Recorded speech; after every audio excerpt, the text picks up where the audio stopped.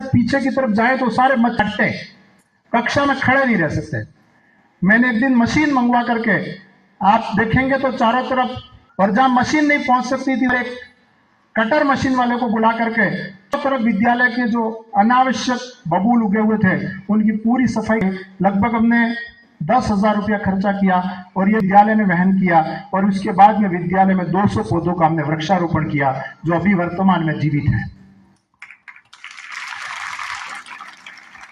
हमारी प्रार्थना सभा के लिए वाद्य यंत्रों की आवश्यकता थी। मेरे एक साथी है यहाँ पर, सुभाष जी पंड्या, उन्होंने कहा कि इसकी व्यवस्था मैं कर दूंगा।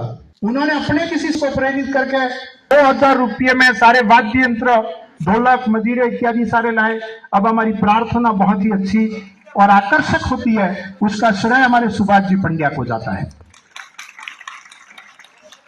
हमारे बच्चे पानी पीने के लिए, यहाँ पर यदि भी पानी की व्यवस्था है, लेकिन फिर भी मैंने देखा कि वो बाहर जो सड़क पर नल लगा हुआ है वहां पानी पीने जाते हैं। मुझे तुरंत लगा कि कभी किसी बच्चे की दुर्घटना हो सकती है। हमने तुरंत, ये सामने आप देख पा रहे हैं, तुरंत पानी की टंकी लगवाई, बाहर 4 नल लगवा दिए ताकि हमारा कोई बच्चा सड़क पर नहीं जाए और इसकी दुर्घटना नहीं हो। बच्चों की सुरक्षा भी हमारी जिम्मेदारी है। तो हमने 10,000 रुपया इसके ऊपर खर्चा करके बच्चों के लिए यहाँ पर पानी की सुविधा कर दी। यदि भी पानी की सुविधा पहले से मौजूद थी, लेकिन बच्चों के दिमाग में ऐसी मानसिकता बन गई कि अंदर जो पानी है वहां बच्चे बर्तन धोते हैं और इसलिए हम उस पानी को नहीं पिएंगे। तो मैंने कहा कोई बात नहीं पिएंगे तो हम दूसरे व्यवस्था करेंगे, लेकिन हमारा बच्चा सड़क पर नहीं जाएगा, अन्यथा कभी उसकी दुर्घटना हो सकती है। तो हमने उसको भी 10,000 रुपये की व्यवस्था विद्यालय से करके यहाँ पर पानी की टंकी लगवा दी।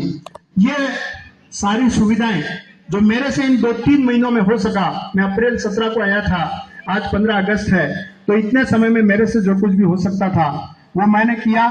और उसके साथ मेरा चिड़िया के आंख की तरह एक ही बात पर ध्यान रहता है कि इन सारे कामों को करने के साथ सिर्फ और सिर्फ हमारे बच्चों का अध्ययन एक दिन भी बाधित नहीं होना चाहिए, 1 घंटा भी बाधित नहीं होना चाहिए। ये काम मैंने यहाँ पर आकर के मेरे साथियों के सहयोग से व्यवस्था करने का काम किया। वृक्षारोपण के नाम से आप देखते हैं हमारे बच्चों को रोज पौधे लेकर के घुमाया जाता है। आप आश्चर्य करेंगे, विद्यालय में 200 पौधे लगे, लेकिन मेरे एक बच्चे ने सिर्फ 45 मिनट दिए।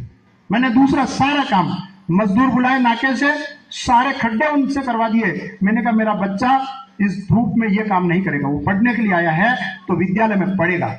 और इसके बाद में चूंकि राज्य सरकार के निर्देश थे और इसलिए वो पौधे ले जाकर के उनसे रोपवाने का काम जरूर किया, और जिसमें मेरे बच्चे का मात्र 45 मिनट मैंने जाने दिया। इसके अलावा सारा समय जो है वो पढ़ाने में लगाया। ये प्रयास हम आपके लिए कर रहे हैं, आपके बच्चों के लिए कर रहे हैं। आप, बस मेरा एक अनुरोध है कि आप बच्चों को अधिक से अधिक